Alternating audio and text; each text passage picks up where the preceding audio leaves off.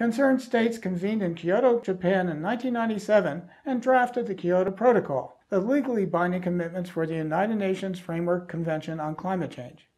The Kyoto Protocol entered into force in 2005 after ratification by over 55 states, including enough Annex I states to account for more than 55% of the world's 1990 CO2 emissions. As of 2008, 183 states have ratified it. A notable exception is the United States, which signed the treaty but has not ratified it.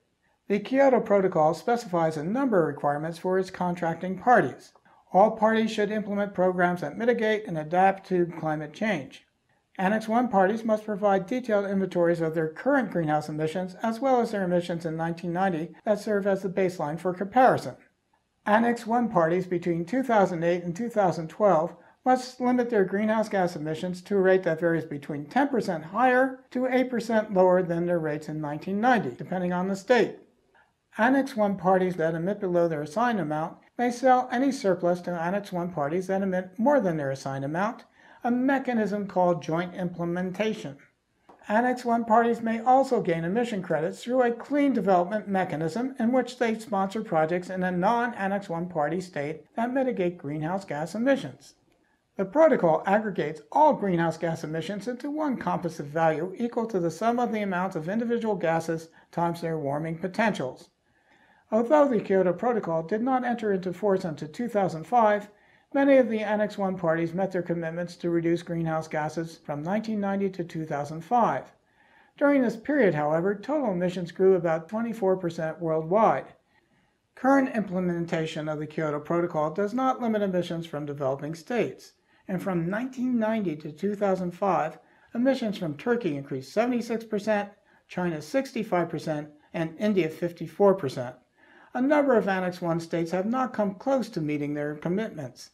Turkey was allowed to convert from Annex I to non-Annex I. Emissions from Spain increased 60% from 1990 to 2005, Canada 54%, Portugal 40%, Greece and Ireland 25%, and New Zealand 23%. The Kyoto Protocol does not impose major sanctions for non-compliance.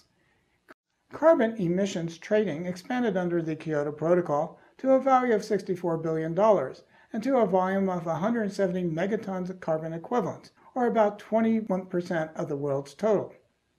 The United Kingdom purchased over half the world's carbon emissions credit. The vast majority of emissions credits support projects in China that diminish greenhouse gas emissions.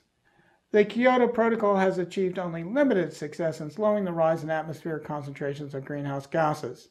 These concentrations continue to increase significantly along with the emissions from many sovereign states, most of whom are parties to the Kyoto Protocol. In summary, number 1, chlorofluorocarbons and hydrochlorofluorocarbons are man-made chemicals that deplete Earth's ozone layer and act as potent greenhouse gases. Number 2, the single most successful international agreement to date has been the Montreal Protocol that limits ozone-depleting chemicals. Number 3, the Kyoto Protocol on Global Climate Change, although it was in force for 7 years before expiring in 2012, did not achieve most of its goals.